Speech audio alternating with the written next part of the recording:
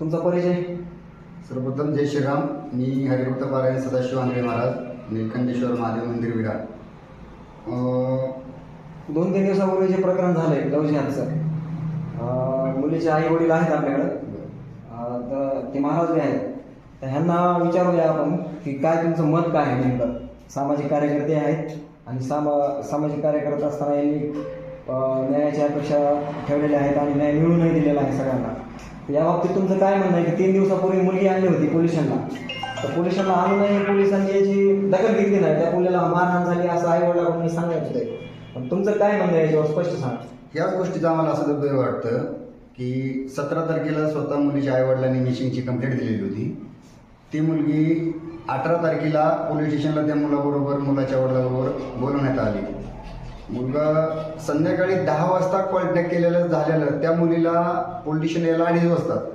बरं, ती 2:30 वाजल्याच्या नंतर बी त्या मुलगी तिथं आल्याच्या नंतर त्या मुलीची परिस्थिती काय आहे, तिच्या अंगावर मार लागलेला आहे. म्हणजे आईवडिलांकडून सांगण्यात येते की पोरीच्या पायाला, मांड्या पायाला फुटलेलं होतं, कपडे फुटलेले होती.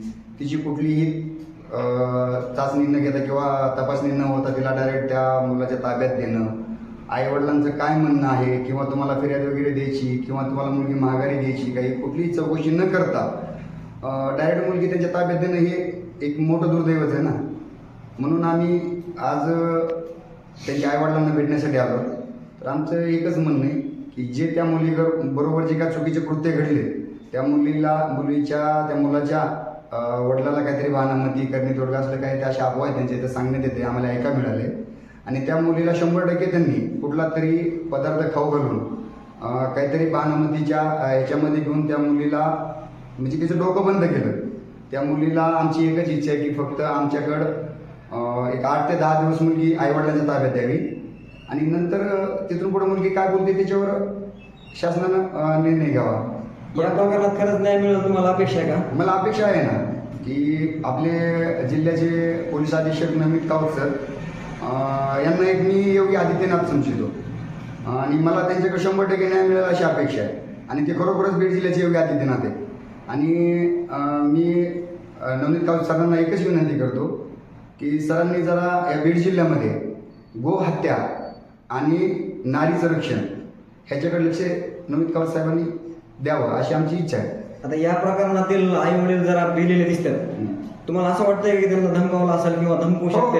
सवालच नाही, त्यांना प्रोटेक्शन द्यावं लागेल असं तुम्हाला वाटतं? 100%. कारण की आई वडील ज्या वेळेला त्या मुलीच्या वडिलाला कॉल केला त्यावेळेला त्यांच्या मुलीची आई बोलली फोनवर. तर ते मुळात इतके भिलेले होते की ते माझ्याबरोबर बोलायला सिद्ध होते. की बाबा आम्ही पोलीस कंप्लेंट केली तर आम्हाला त्या मुलाची भ्या वाटते, ते धमक्या देते, ते मुलगा खूप डेंजर आहे, टोकार आहे आणि आम्हाला काही धोका होऊ शकतो अशी त्यांना खूप भीती. तर एक समाजाच्या माध्यमातून किंवा एक हिंदू धर्माच्या वतीनं आम्ही त्यांना खूप ताकद बळ दिले आणि देणार पण आहे.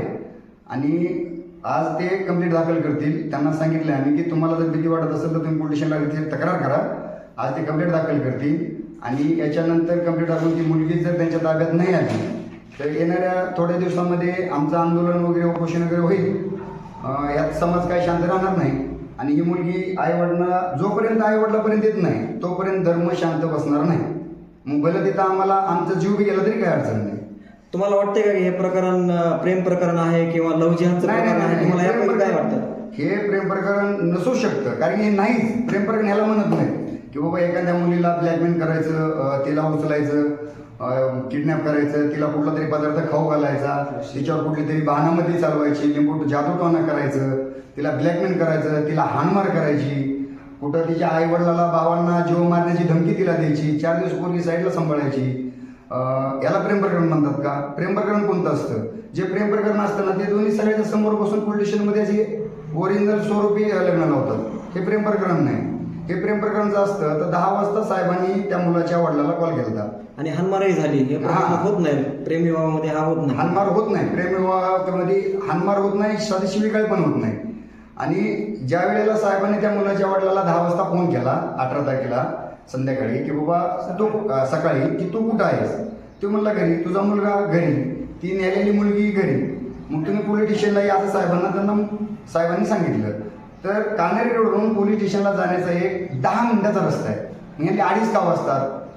मग 2:30 वाजेपर्यंत पोलीस प्रशासनाला कळत नव्हतं की बाबा टायमिंग एवढं का लागायला लागले, मुलीला हाणमार झाली, ह्याची काळजी पोलीस प्रशासनाने घ्यायला पाहिजे होते. कमीत कमी त्या मुलीचं रूप, तिच्या शरीरावर कुठले वार आहेत किंवा पायात फुटलेले आहेत, कपडे फाटलेले आहेत, तिला दवाखान्यात दाखल करायला पाहिजे, तिचे मेडिकल करायला पाहिजे. 100% होते तिकडं 100%. या बाबतीत तुम्ही कोर्टात जाणार आहे का पुरुष? 100%. आम्ही कोर्टात जाणार. जोपर्यंत न्याय मिळत नाही तोपर्यंत आम्हाला इथून दिल्लीला जायची वेळ होत्या. आम्ही दिल्लीच्या गेटला जाऊन उपोषणाला बसू. पण मुलीला न्याय आणि ती मुलगी वापस आणण्याचे आमचे प्रयत्न जोपर्यंत जीव आहे तोपर्यंत आम्ही अजिबात सोडणार नाही. आम्हाला कुठेही जायची पाळी होती.